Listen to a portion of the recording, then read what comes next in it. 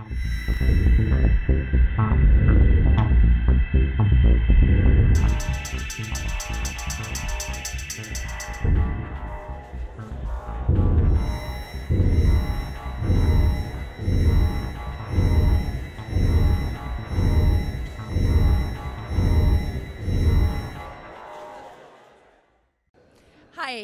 I'm Karen Mulchenbray, Chief Editor of Computer Graphics World magazine, and we are here at NAB 2014 at the PostTV booth, and we're talking today with Ted Schilowitz, formerly of Red, but right now he has 3 different titles. I do. You want to tell us about them? Let me see if I can remember all the titles. So my title at Fox is Futurist, which is a very interesting title. I have a very interesting gig there, which is a lot of fun. My title at Devil and Demon, which is this startup that we've created, which you did this great article about in your magazine, which is a new company focused on supercomputing for our industry. My title there is President Evil, which is kind of cute. My partner in crime, Amy, her title is Chief Evil Officer, so we're having some fun with the nomenclature of our company because it's called Devil and Demon. That's awesome. And then with Barco, I'm involved, which was a secret project up until a couple of weeks ago after I retired from Red. And my role there is called Cinema Evangelist, which is sort of a made-up term when we sort of said, well, Ted's going to join us in this very unique way to work on this brand new project.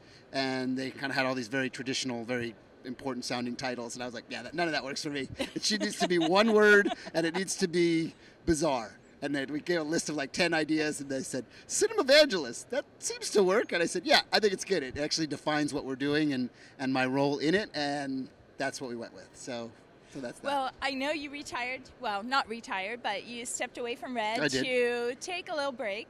Yep. And that didn't last too long, did it? No, it was well, it was an interesting story because after 7 years of running around the globe and really promoting and helping sort of drive the Red and shepherd the Red and guide it into so part of the success was something that I was involved in. Obviously, it's a massive team effort to do something that really creates something that large and that important in the world. And I was a little part of that and very proud of that. But after 7 years of doing it effectively nonstop, it was time to try something new. Mm-hmm. And it actually even wasn't so much that I was doing all the travel, because I actually liked the travel and all the people and all the experiences. It was that it had really become the status quo. This camera is the leader in the field, and everybody else continues to chase it, right? It happened quickly. And I sort of discovered amongst myself, I'm actually much more comfortable being on the cusp of risk rather than once the risk has done and you've done something important. And I've noticed that I've done a number of companies, and I was involved in AJA in the early days and helped that desktop platform happen, and then I was one of the founders of GTech and helped that storage market for our media happen, and then moved to Red in the early days and was the first employee there and helped that happen. And then it was like time to start something new. So I didn't really have a plan after I was left Red, and I was just like, I'll take a year and see what happens. So 2 days into it, I get a phone call from a good buddy of mine who's one of the presidents at Fox Studios at 20th Century Fox. And he's like, so what's up with this whole retirement thing? I'm not buying that for a second. Right.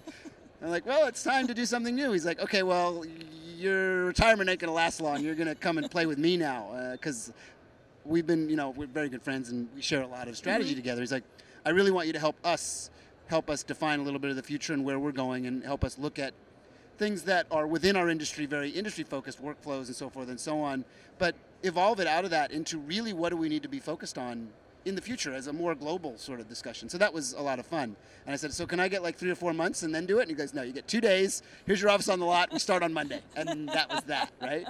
And his name is Ted Galliano. He's a good friend. And like when we walk into meetings, the 2 Teds show up, and it's like, oh man, it's just, here comes trouble. Like everybody's like, okay, what are they going to do now, right? But that's important for a big studio like Fox to sort of need that energy and that a little bit of a rebellious spirit that says, don't be too complacent with what the world is today, because that's how you lose. You will wake up one day going, what the hell just happened to us? And it's my job to make sure that doesn't happen. So it's a lot of fun. And then everything sort of blended together on the technology side, because we're doing this brand new thing that is all about the future with Barco, which is the leader in digital cinema, projection all around the world. They're the market leader for that. There's some great competitors in the field, but Barco's the biggest, and I think the most interesting company to me personally. And there was something you had at CinemaCon. Right. A big reveal. Right. So we launched this thing after working on it in secret, and we call it Escape, which is cinema all around you. And there's articles all in all the industry press, a little bit different than the NAB industry press. So like Variety has a big article about it, Hollywood Reporter has a big article about it, a bunch of them now actually. So if you Google my name and the word Escape and Barco, you'll find them quite easily. And then there's a whole litany of other articles about this new, what they call a wraparound format, or a way to break the boundaries of cinema, which is very important to a company like 20th Century Fox, because they want to make sure people still come to the movies when there's so many other compelling choices, mobile and in the home. It's important to continue the separation and the real art form of cinema in a big environment, and we're extending it to a very big environment. So it's kind of one of those has to be seen to believed things. So in a nutshell, you have multiple screens. And Yes. it goes around you. So you're really immersed. Correct. There's up to 5 screens, multiple projectors, and we have some really interesting studio groups working with us. So Disney's been exploring with us. And has created content for it.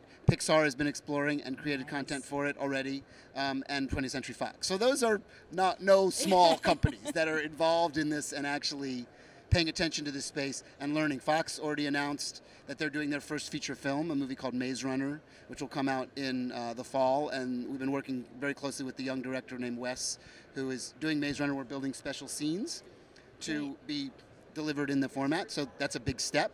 And Fox also said that they're planning on installing this Escape theater format in their big Zanuck theater on the Fox lot to explore. So they're really interested in making sure they stay ahead of the curve, which is great. And it's a great, so the two worlds connect, which is kind of what we were hoping, but you didn't know, and it all worked out. So. And then you have a third world. And then I have a third world, which I'm wearing. Well. Right. So you're like, well, what's this stuff that he's wearing? He's talking about Fox and Barco. So, you devil. Exactly.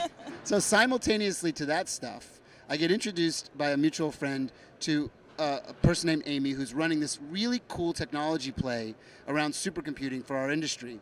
And they had built, and the company is called Silverdraft, and they had built this amazing computer, which is one of the fastest computers on the planet. It's almost 1,800 cores, all threaded together in a supercomputer fashion, and it runs rings around any traditional render farm you could imagine.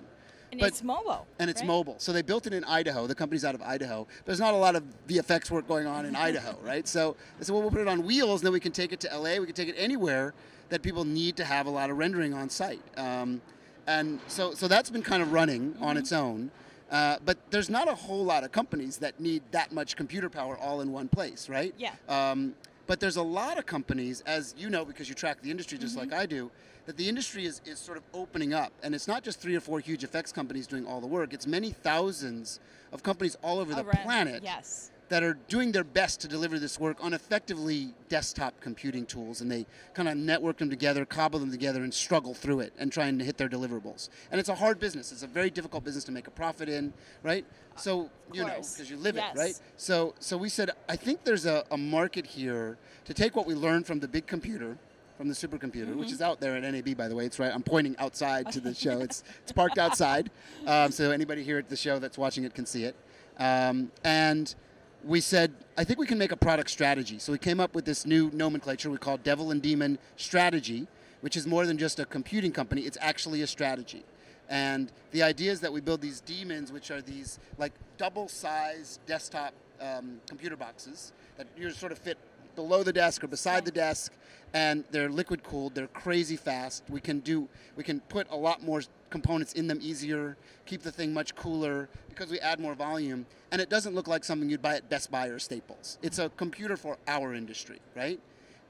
Those computers are for the artists. They can be tuned for GPU-centric or CPU-centric, and we have a partnership with AMD and Micron. Again, for a young startup company, these two very large, important companies believe in what we're doing. I think some of that has to do with some of the success that we had with Red, and they're like, well, Ted's trying something new, and he did okay with Red, so maybe we should help him on this, right? And Micron's actually an Idaho-based company, so there's like a little family kind of relationship there, and they're looking out for other companies in Idaho. But Micron's, of course, a worldwide organization now. So we got these great partnerships, and we're able to do this incredible pricing model on computers that are better than normal desktop computers. So it's very compelling. And then we link them to these render devices that we call devils, or there's the Devil Advocate, which is like the entry-level one, that up to 400, a little over 400 cores now. We have, I think, 440 cores now in one of them. That is like in the size of a mini fridge. And it's essentially, the thought process was, when you get to this level of sophistication with rendering and connected via I/O, it becomes a very customized thing for small to medium-sized companies. They need to hire this IT staff and kind of roll their own every time and get all the computer components and work with a bunch of companies. Mm-hmm. And it's expensive, it's hard, and they usually don't get it right because they don't really do that every day. So we said, well, we have a team that does this every day. So what if we productize this and try and focus on the idea of plug and play for that level of the industry? Now, I'm overstating it a little bit because it's not completely plug and play. These are very sophisticated devices. But literally, you work with us, you follow the instructions, you plug this stuff in. It doesn't need a server room. It's kind of its own little mini contained server room. And if you're a shop in LA or New York or Denver or Taiwan or wherever you're working, you can build out an infrastructure and get it up and running in a day and start working. And don't need a dedicated IT staff to keep it running. And that's the idea behind it. That's awesome.